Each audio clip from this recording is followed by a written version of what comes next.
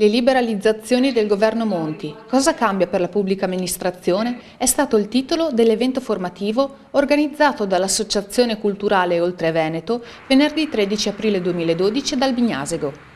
L'incontro è stato moderato da Massimiliano Barison, presidente onorario dell'associazione, nonché sindaco di Albignasego ed assessore al lavoro della provincia di Padova. Le liberalizzazioni, intese come maggior concorrenza e quindi minori costi dei servizi a favore dei cittadini, sembrano trovare una scarsa corrispondenza nelle aspettative dei cittadini. Si parla di liberalizzazioni, si parla di sburocratizzazione, si parla di novità importanti per favorire la competitività delle nostre aziende, però di fatto vediamo che poi leggendo approfonditamente quella che è la normativa troviamo poco di tutto questo. Vediamo per esempio la questione delle farmacie, dove abbiamo un aumento contingentato del numero di farmacie, ma non abbiamo la liberalizzazione. La stessa cosa possiamo dire dei notai, per non dire poi dei taxisti, dove praticamente è stata tolta addirittura dal decreto.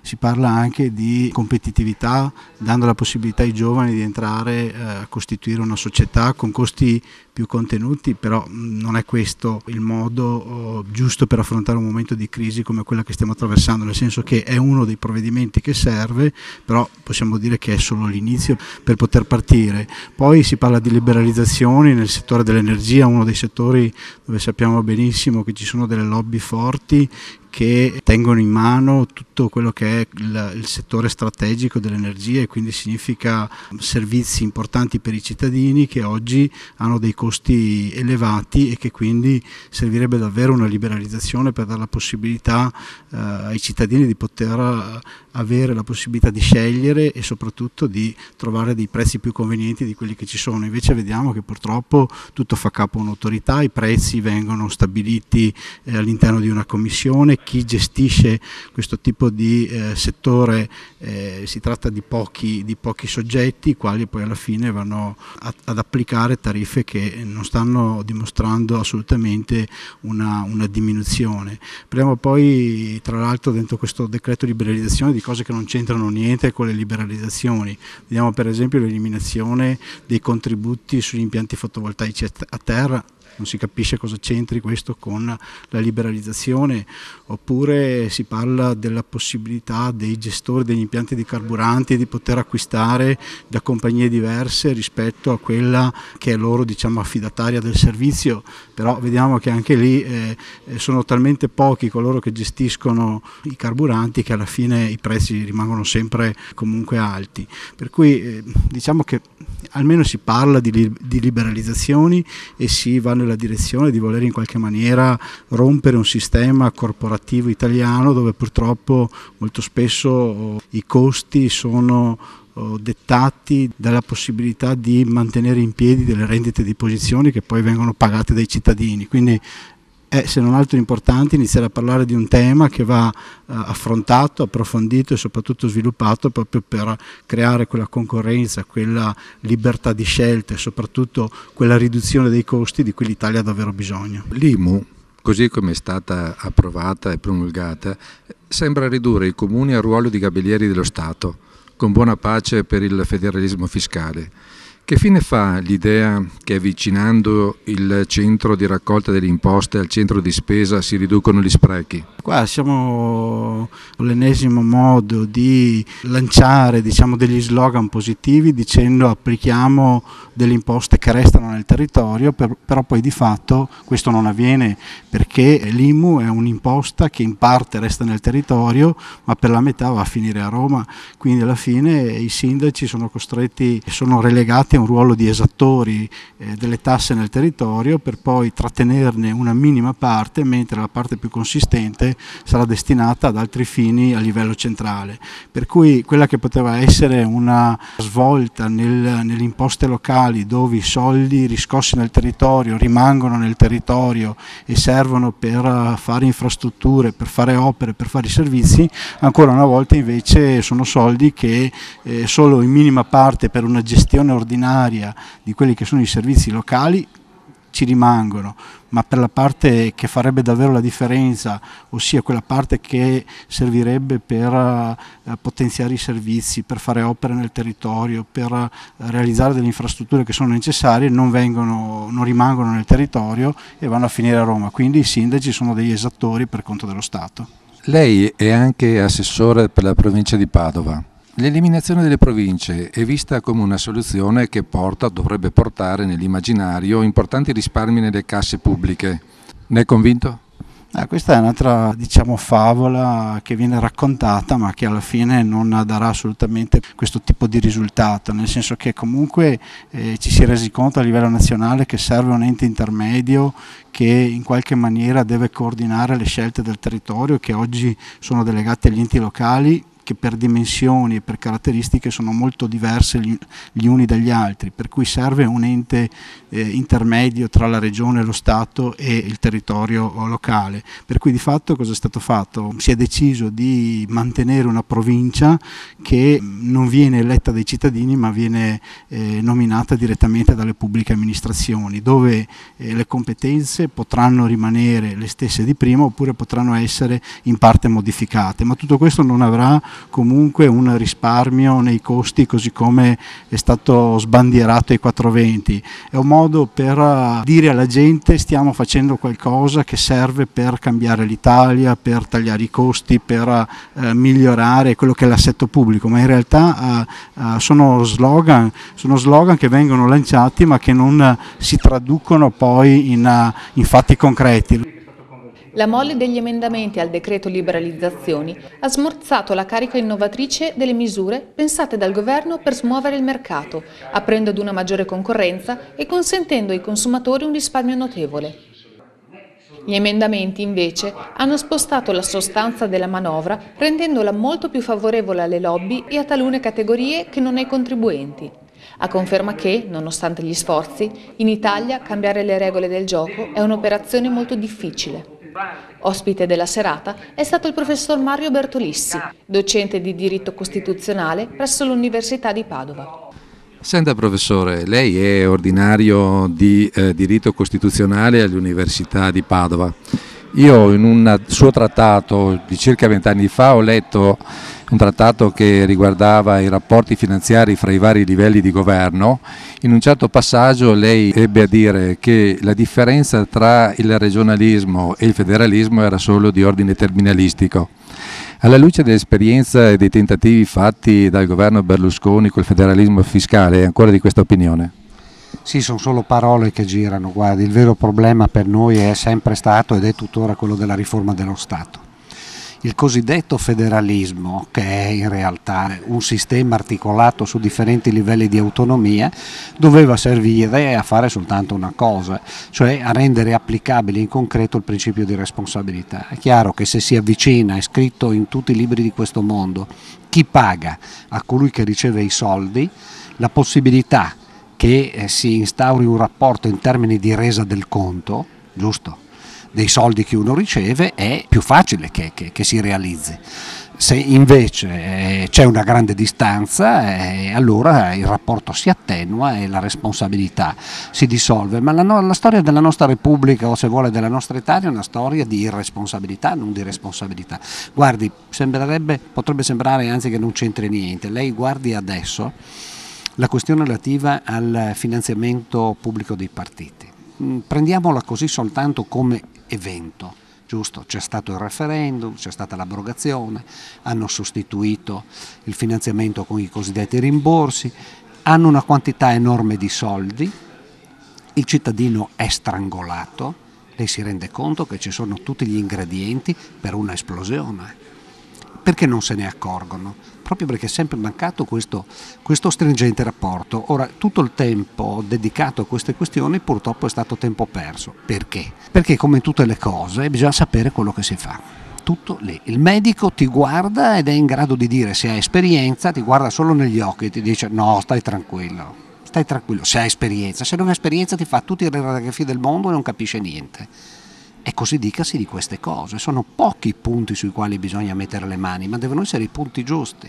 Per molti il governo tecnico presieduto dal professor Monti rappresenta una sospensione della democrazia, per altri invece semplicemente un fallimento del sistema dei partiti. Lei cosa ne pensa? Sì, penso che sia giusta questa seconda affermazione, cioè non si tratta di nessun colpo di Stato, abbia pazienza, se lei non mette il terrapieno o elementi di contenimento, l'acqua scorre e va dove deve andare, non è colpa dell'acqua se va. Monti e gli altri non hanno fatto nessuna forzatura, anzi ognuno aveva il suo lavoro, se ne stava a casa. In momenti di grande difficoltà c'è lo stato di necessità e quindi lei pensi a Roma quando c'erano le cosiddette dittature commissariali, no? Quinto Fabio Massimo, il temporeggiatore e via discorrendo. Erano le istituzioni che lo chiedevano come l'hanno richiesto, cioè questa è una grande, enorme, storica, impietosa sconfitta della politica. Nessuno li ha mandati a casa, sono andati a casa da soli, questa è la triste realtà. Facendo un po' di storia, la prima commissione parlamentare per le riforme costituzionali risale al 1978, era presieduta dall'onorevole liberale Bozzi. Da allora si sono succeduti vari tentativi con dicasteri specifici per le riforme, in qualche caso interrottosi anche tragicamente, ricordo l'uccisione del suo collega Roberto Ruffilli, allora incaricato dal governo De Mita ad elaborare la proposta di riforma della Costituzione. Di fatto una seconda repubblica non c'è mai stata.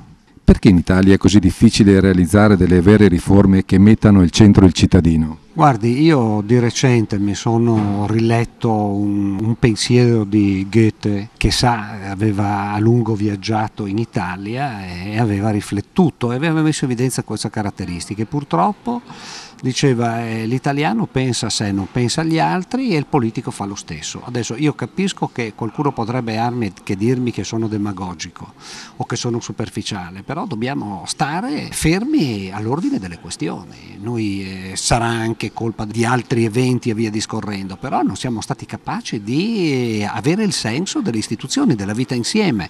C'è magari una parte del paese dove questo è sentito di più, in altre parti è sentito di meno, ma il dato di fondo è questo. Le istituzioni sono ancora estranee al nostro modo di pensare e questo è un limite formidabile. Si può anche dire, è perché la storia d'Italia è recente, 150 anni sono pochi, è verissimo, gli altri paesi, quelli che sono saldamente strutturati, hanno una storia che è di 500 anni, supponiamo, e via di questo passo, però noi oggi stiamo facendo i conti con questo problema, dovremmo andare oltre l'individualismo e capire che vivere insieme vuol dire un'altra cosa. Dal punto di vista tecnico sono stati fatti vari tentativi, ma perché non si è tentato e non si prospetta la via della costituzione dell'Assemblea Costituente?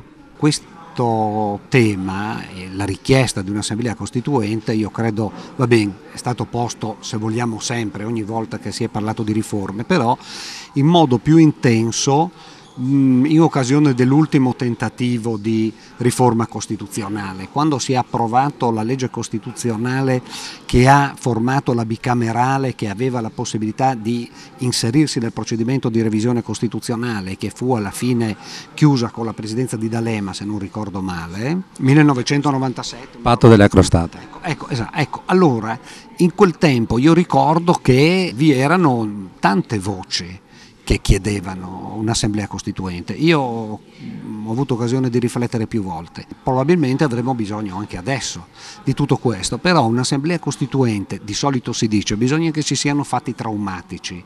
Io non penso che normalmente ci debba essere stata una rivoluzione prima oppure eventi bellici che hanno distrutto un sistema paese, però sono convinto di questo, ci vogliono delle condizioni di carattere fattuale che soprattutto riconducono a una grande tensione morale, cioè bisogna che noi capiamo, uso il termine morale in senso lattissimo evidentemente, che noi siamo convinti che adesso è venuto il momento di rimettere ordine perché dobbiamo pensare a quelli che verranno. Allora, se ci poniamo il problema di che cosa lasciamo in eredità, allora dovremmo affrontare la questione non per noi, ma per quelli che verranno.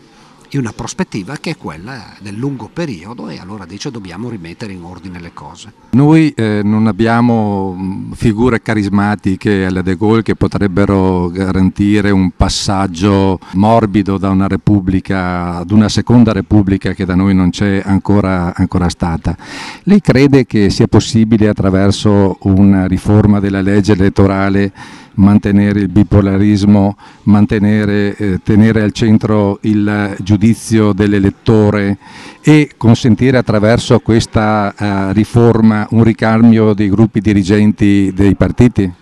Guardi, io più che dare una risposta le dico che mi auguro che avvenga così, perché abbiamo un bisogno disperato di una classe dirigente. Comunque è un problema che noi abbiamo e che magari è più grave di quello di altri paesi, ma oggi è un problema planetario, non c'è nessuna figura carismatica, nessuno che riesca a trascinare nulla.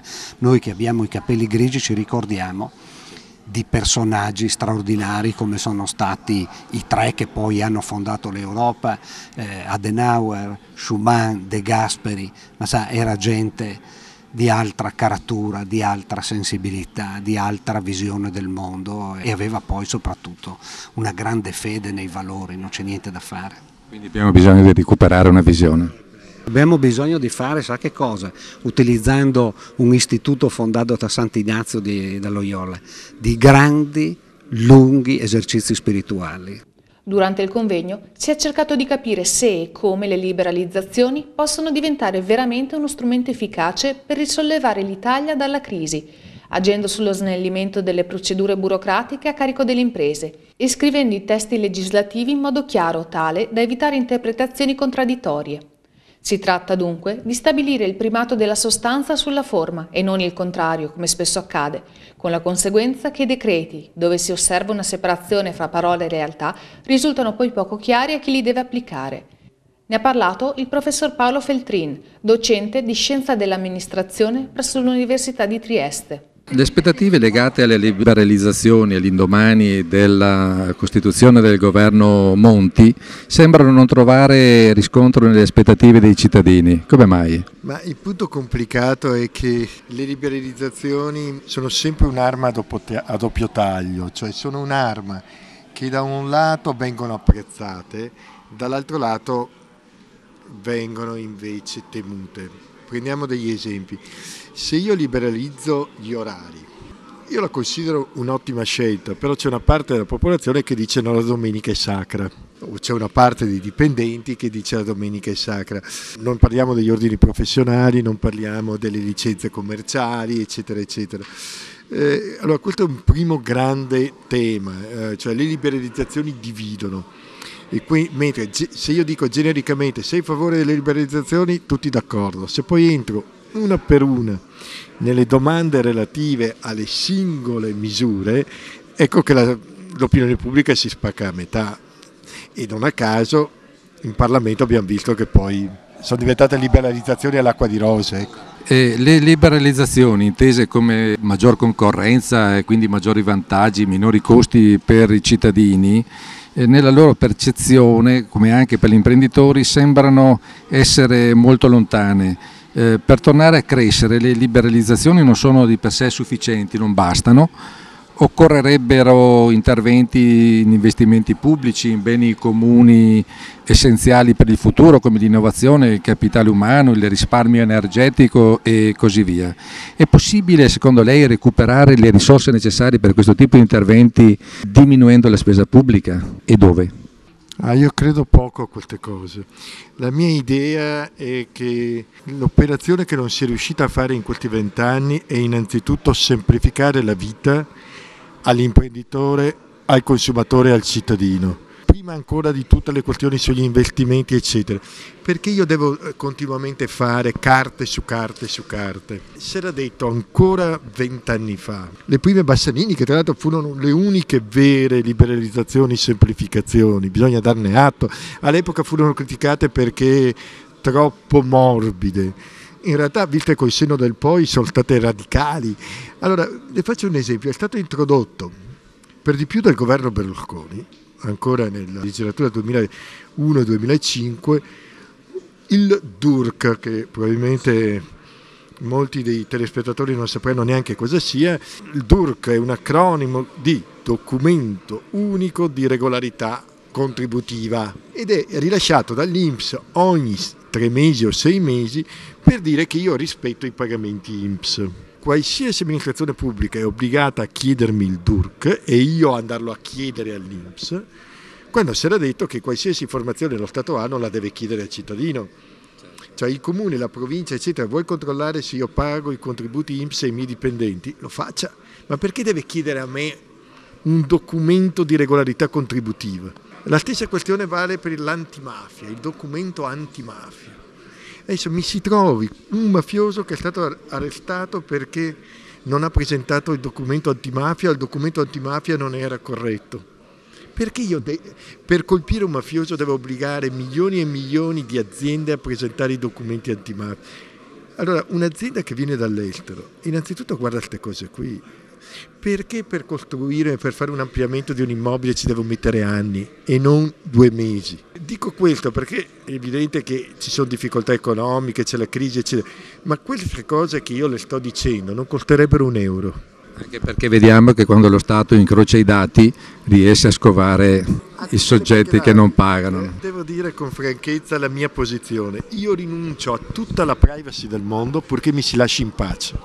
Cioè che controllate tutto, fate tutto, incrociate tutto, ma non chiedetemi carte a me azienda. Tenga presente che adesso, prima Tremonti e poi Monti, hanno introdotto di nuovo la lista dei fornitori. Ha senso? Aiuta a scovare un solo evasore? E bisogna mettere amministrativi su amministrativi, a lavorare, a fare elenchi su elenchi? Certo che no, siamo di fronte anche a un problema culturale dove chi paga il tasse anziché essere ringraziato e riverito dai suoi concittadini o è stupido perché ne paga tante o ne paga tante perché ruba e comunque ne risparmia ancora tante, e questo è un cortocircuito culturale che non favorisce la correttezza del contribuente, non incoraggia la correttezza. Un'altra domanda, professore: talvolta ci sembra di assistere alla giravolte di un cane che si morde la coda. Il governatore Zaia ha più volte, in varie occasioni, affermato che nelle casse dello Stato ci sono circa 1,5 miliardi di euro per il Veneto. Tuttavia non si riesce a portarli a casa, non si riesce a portarli in Veneto per il problema del patto di stabilità. Sì. E lì sono compresi anche i denari destinati alla formazione professionale del Fondo Sociale Europeo e del FESER, che da sempre sono stato strumento di stimolo per l'economia e di difesa dell'occupazione. È possibile, secondo lei, derogare al patto di stabilità? Esistono regioni che l'hanno fatto e che stanno operando in regime di deroga al patto di stabilità? Ma se esistono è solo perché fanno le furbe, cioè come al solito si fa e l'Emilia Romagna. Guardi, il patto di stabilità ha una sua logica ed è inutile girarci tanto attorno, e non a caso il patto di stabilità lei lo trova con i governi di sinistra, di destra e con i governi dei tecnici. Il punto, a mio avviso, è che se deroga deve essere fatta, innanzitutto deve essere fatta un'azione forte in sede europea per provare a sbloccare lì alcune misure. Allora, un governo che ha la fiducia dei cosiddetti poteri forti internazionali, eccetera, forse potrebbe avere un po' più di attenzione nel muoversi in questa direzione, perché se lei mi chiede se sia possibile con qualche stratagemma a riuscire a spostare, sì, qualcosa si può fare, ma non muta molto la sostanza, e la sostanza è che dovendo rispettare quei famosi vincoli di bilancio, è ovvio che se io derogo dal patto di stabilità e lascio che le regioni spendano, quei miliardi lì mi ritrovo dal lato uscite invece che dal lato entrate, e il pareggio non lo raggiungo. Allora, il mio punto è: insistiamo di più in sede europea per avere lo sblocco, in modo da poter in qualche misura riuscire a risolvere la questione. So che è complicato, ma vediamo se riusciamo a farcelo. Patto di stabilità e queste politiche recessive possono veramente procurare un cortocircuito e mettere nella condizione la nostra economia di fare una brutta fine. Alla fine ci troveremo con un ottimo funerale, ma il paziente sarebbe morto. In questo caso, che cosa ci sentirebbe di suggerire ai nostri politici impegnati a livello nazionale? Nei territori si invoca come una litania che bisogna fare squadra, e in molti casi la squadra si fa e anche con successo, ma perché non si riesce a fare squadra a livello nazionale? Ma io non sono uno che è così innamorato della retorica della squadra. spesso quando si fa squadra nessuno fa niente. Cioè, l'importante è che ognuno si metta a correre e correre per raggiungere i suoi obiettivi. Cioè, spesso la retorica della squadra nasconde il sedersi più che il correre. Allora, quello che sarebbe interessante è dare fiducia alle aziende, innanzitutto, perché è inutile, nella crisi o ripartono le aziende o tutto il resto è pura chiacchiera che serve a tirarsi sul morale, no? Allora, la domanda è, per far ripartire le aziende, che cosa concretamente qui e ora si potrebbe fare? Io indico 3 piccole strade possibili. La prima gliel'ho indicata: semplificare, semplificare, semplificare. Invece, se c'è un aspetto critico anche del recente disegno di legge in materia di mercato del lavoro, è che si tende a complicare, complicare, complicare. Cioè, c'è una tendenza romana. Cioè, chiunque vada al governo, sia di destra, di sinistra, liberale, progressista, tecnico, arriva lì, si mette a fare leggi che complicano la vita. Primo, proprio chiodo fisso sarebbe: non faccio nulla se non semplifica. Appena complica mi fermo. Seconda questione: aiuto le aziende ad esportare. Il nostro futuro è nell'export e più esportiamo più ci salviamo. Il che significa, attenzione, che bisogna esserne consapevoli di questo, perché il mio problema non è vendere a chilometro zero, è portare il radica a Pechino, il radica a Hong Kong, portare i prodotti veneti, no a 5 metri, non me ne importa nulla, è portarli a 10.000 chilometri di distanza, 20.000.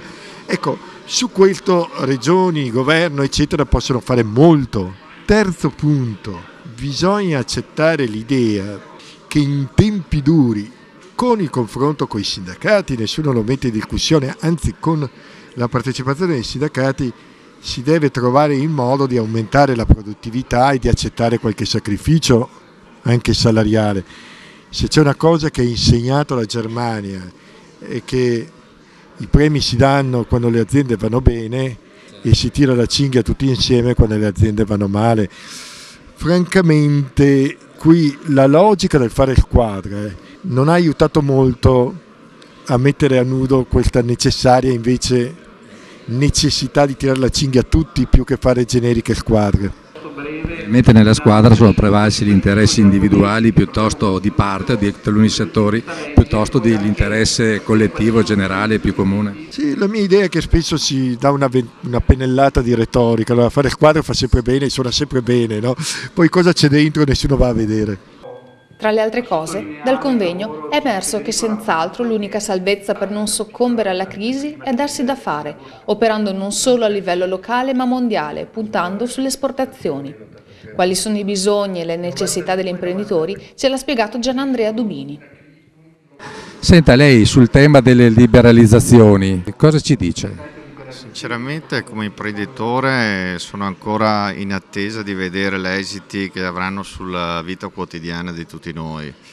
Rimango abbastanza scettico perché ho visto all'inizio una forte spinta al rinnovamento, alle liberalizzazioni, però poi man mano un arenarsi un po' di tutte le riforme. Pertanto da imprenditore siamo ancora qui in attesa che venga fatto veramente qualcosa che rilanci l'economia, lo sviluppo, soprattutto l'occupazione, perché oggi chi non opera all'estero veramente in Italia sta soffrendo, si è creato un po' un clima di sfiducia generale, pertanto crediamo che ci debba essere una spinta propulsiva di vero rinnovamento con vere liberalizzazioni, che secondo me non si limitano solo ai taxi o alle tariffe degli avvocati, che per carità possono essere cose positive, ma che poi in realtà non aiutano un vero sviluppo dell'economia. Di che cosa sente soprattutto il bisogno? Ma liberalizzazioni da un punto di vista della burocrazia che oggi è diventata veramente per noi imprenditori eccessiva sotto diversi profili. Avviare una nuova impresa o condurne una oggi è diventato veramente un mestiere molto complicato. Noi imprenditori siamo veramente in difficoltà perché oltre alle difficoltà del mercato, della concorrenza straniera, del mercato del lavoro quotidiano, occupi metà del tuo tempo ad occuparti di burocrazia, di permessi, di leggi, di norme che è giustissimo che vadano rispettate nella tutela di tutti, però veramente è diventato troppo difficile. Agli amministratori dello Stato si chiede quindi di ristabilire la centralità dei cittadini, facilitare il lavoro, evitare gli sprechi di tempo e denaro senza oberare le amministrazioni pubbliche.